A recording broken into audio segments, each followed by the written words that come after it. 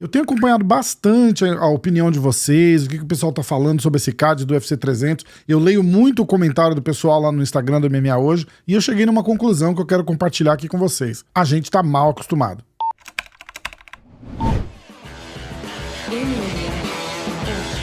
Ó, galera, antes de começar esse vídeo, eu vou pedir de novo, eu tô pedindo bastante, tá funcionando, deixa o like. Se não gostar do vídeo depois, deixa o dislike, não tem problema, é só clicar no dedinho pra baixo ali.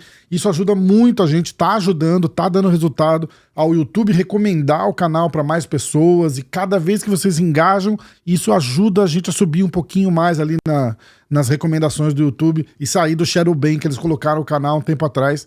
A gente não sabe por quê, mas eu agradeço a ajuda de vocês, tá funcionando, então por favor continua, muito obrigado, bora pro vídeo. Antes de eu falar qualquer coisa sobre o UFC 300 pra vocês, eu vou ler o card inteiro da primeira até a última luta, e aí a gente vai falar mais ou menos por cima ali o que tá acontecendo e por que o pessoal não tá tão empolgado com esse card.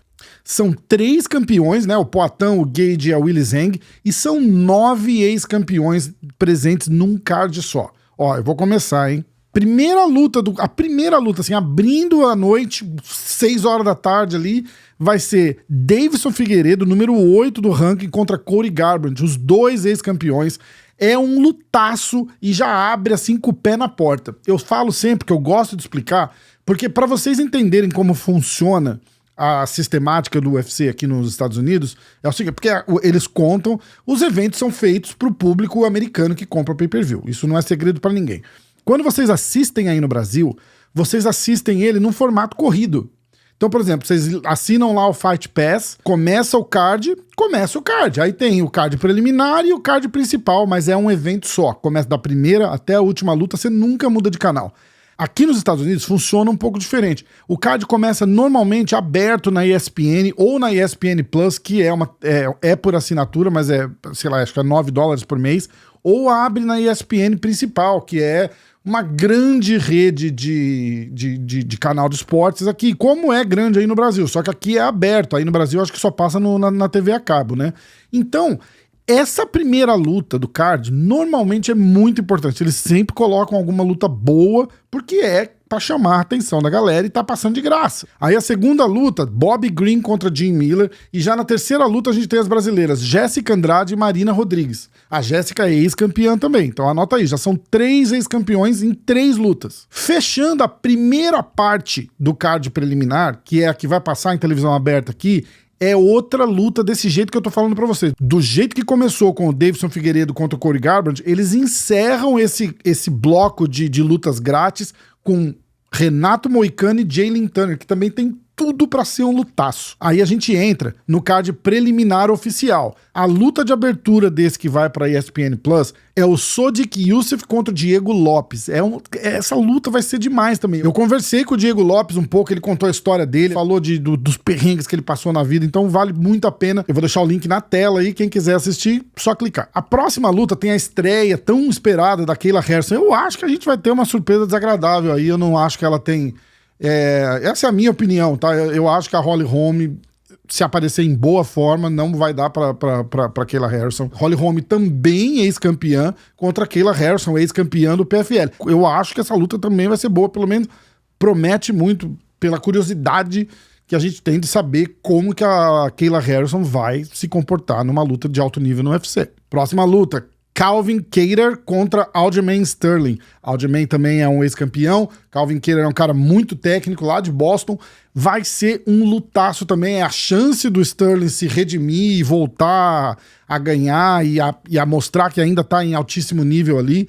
E também é outra luta que promete. Agora, outra regra dessa história que eu te contei aí do começo do card, a hora que fecha o bloco ali e entra no preliminar, também tem a regra, que é a última luta do card preliminar, que vai chamar a audiência para ir para o card principal, que é o Jiri Prochazka contra o Alexander Haki, que promete ser um lutão. O Haki que tem aquele estilo mais amarrento e tal, mas o Prochazka é um cara sensacional, eu adoro ver esse cara lutar, essa luta promete demais. Essa luta fecha o card preliminar, e aí a gente entra no pay-per-view, que é a primeira luta do card principal, que é o Cody Brundage contra o Bo Nickal.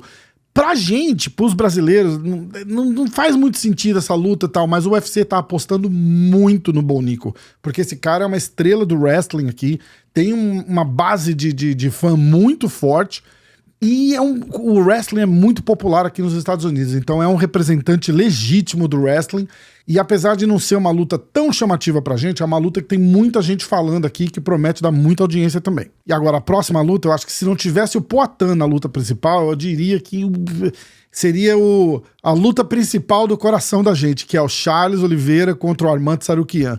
Como tem o Poatan, eu acho que o coração da gente fica dividido, né? O Charles é um favorito do público, o Poatan chegou agora também e também já é um favorito do público. O engraçado é que os dois são favoritos do público aqui nos Estados Unidos também. A galera que ama os caras. Aquela história do carisma não se constrói, né? O carisma ou você tem ou você não tem. Os dois têm muito carisma aqui.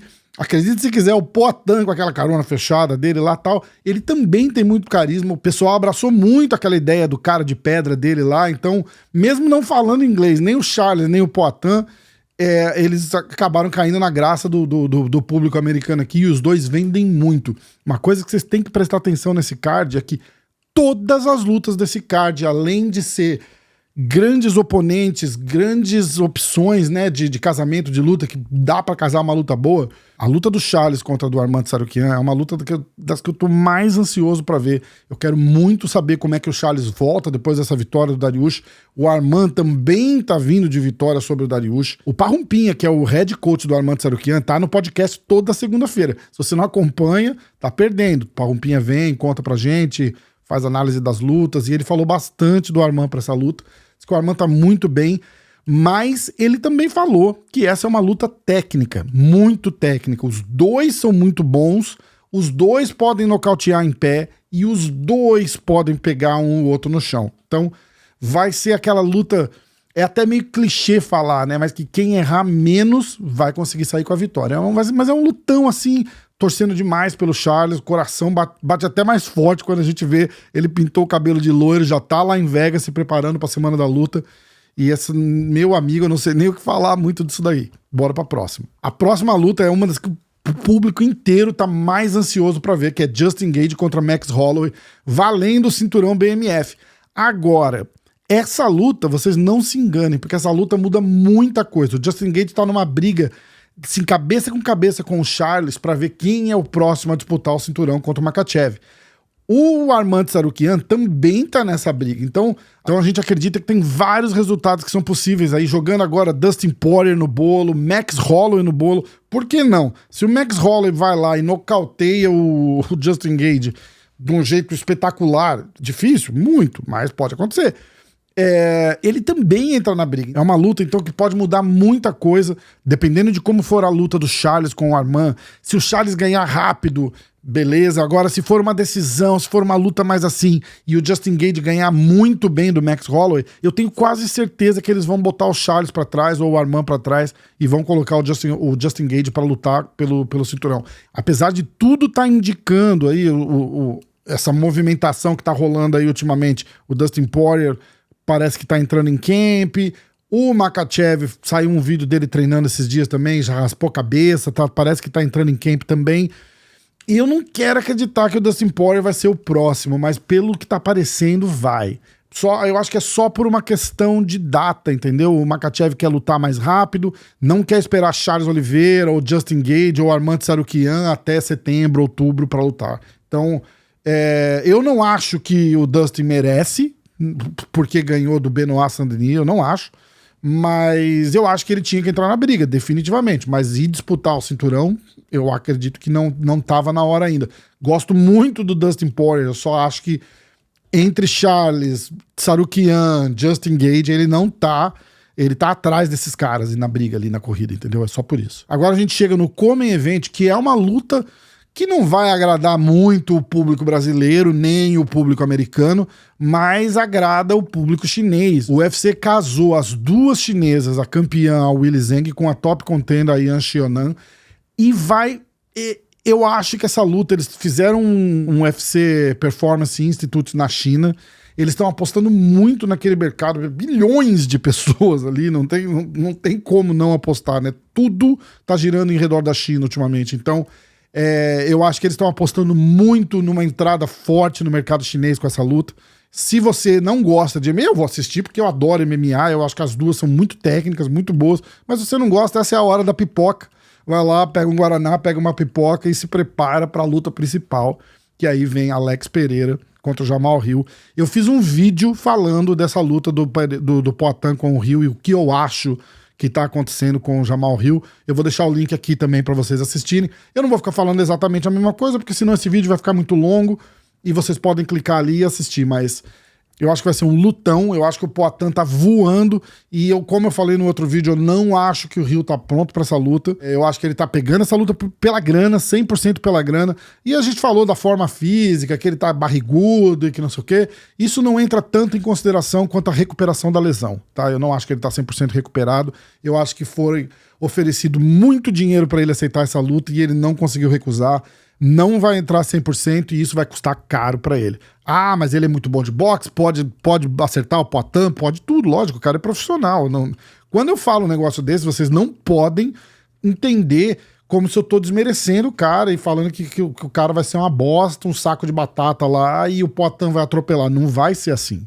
Eu só tô dizendo que na ideia dos dois 100%, tecnicamente, fazendo uma luta, o Poatan tá em ampla vantagem, porque eu não acho que o Hill tá 100%.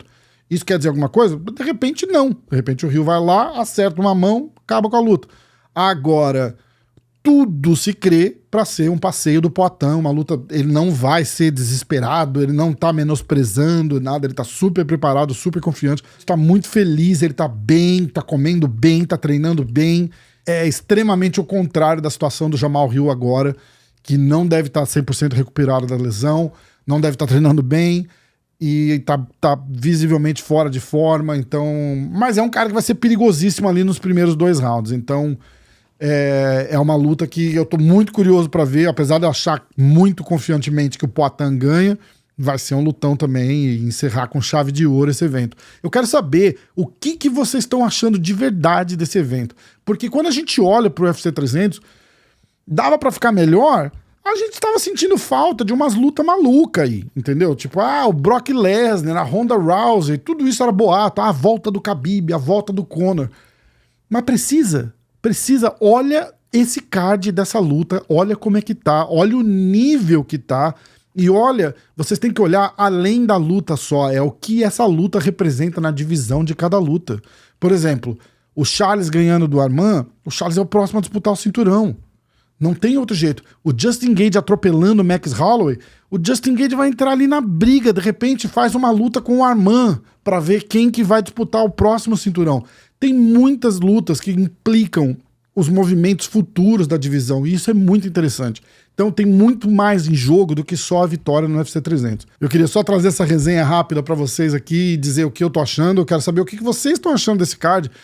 Porque muita gente falando que o UFC 299 tava melhor. Gente, não tava.